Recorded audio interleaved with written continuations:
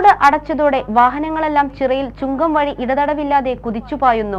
കോറിയിൽ നിന്നുള്ള tipper ലോറികൾ school സമയങ്ങളിൽ ഗതാഗതം നടത്തുന്നതായും പരാതി.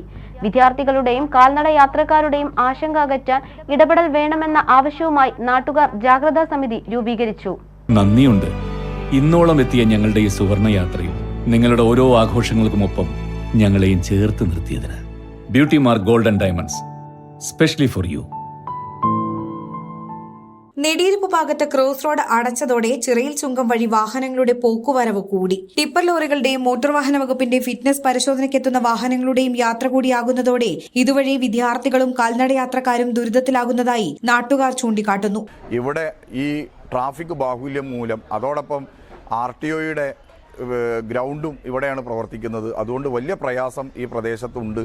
അത് പരിഹരിക്കുന്നതിന് ഈ ക്രോസ് റോഡ് അടച്ചുപൂട്ടിയ ക്രോസ് റോഡിന് ബദലായിട്ടുള്ള റോഡിൻ്റെ നിർമ്മാണം അടിയന്തരമായിട്ട് ആരംഭിക്കണം. അതുവഴി നമ്മളെ കുട്ടികളുടെ ജീവൻ സംരക്ഷിക്കുന്നതിന് വേണ്ടിയുള്ള നടപടി ഉണ്ടാവണം എന്നാണ് ഞങ്ങൾക്ക് അഭ്യർത്ഥിക്കാനുള്ളത്.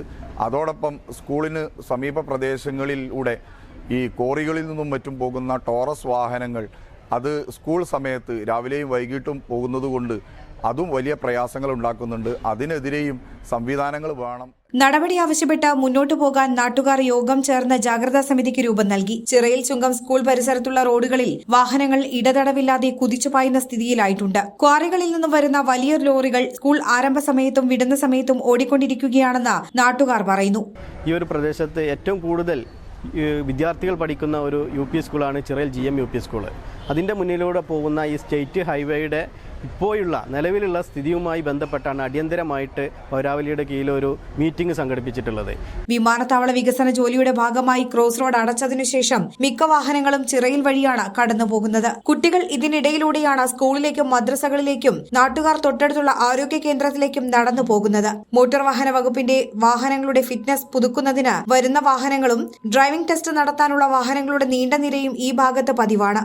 രക്ഷിതാക്കൾ, PTA ഭാരവാഹികൾ, മദ്രസ കമ്മിറ്റി ഭാരവാഹികൾ, നാട്ടുകാർ, പ്രദേശത്തെ രാഷ്ട്രീയ പാർട്ടി പ്രതിനിധികൾ, ക്ലബ്ബ് ഭാരവാഹികൾ തുടങ്ങിയവരുടെ സംയുക്ത യോഗം ചിറയിൽ GM UP സ്കൂളിൽ നടന്നു. ആവശ്യമായ നിയന്ത്രണം ഏർപ്പെടുത്തി കാൽനട യാത്രക്കാരുടെ ആശങ്ക അകറ്റണമെന്നാണ് നാട്ടുകാരുടെ ആവശ്യം. യോഗം നഗരസഭാ ക്ഷേമകാര്യ standing committee chairman KP Firoz ഉദ്ഘാടനം ചെയ്തു. വാർഡ് കൌൺസിലർ KP സൽമാൻ ചെയർമാനായും P അലവി ഹാജി ജനറൽ കൺവീനറായും PT റസാഖ് ഹാജി ട്രഷററായും 51 അംഗ ജാഗ്രതാ സമിതിക്ക് രൂപം നൽകി. Air One news, Kondotty. സാധാരണക്കാരുടെ കുടുംബ വസ്ത്രാലയം ഷാദി സിൽക്സ് ഇനി കൂടുതൽ സൗകര്യങ്ങളോടെ മികച്ച കളക്ഷനും വിശാലമായ പാർക്കിംഗും. ഷാദി സിൽക്സ്, ബസ് സ്റ്റാൻഡിന് എതിർവശം, കൊണ്ടോട്ടി.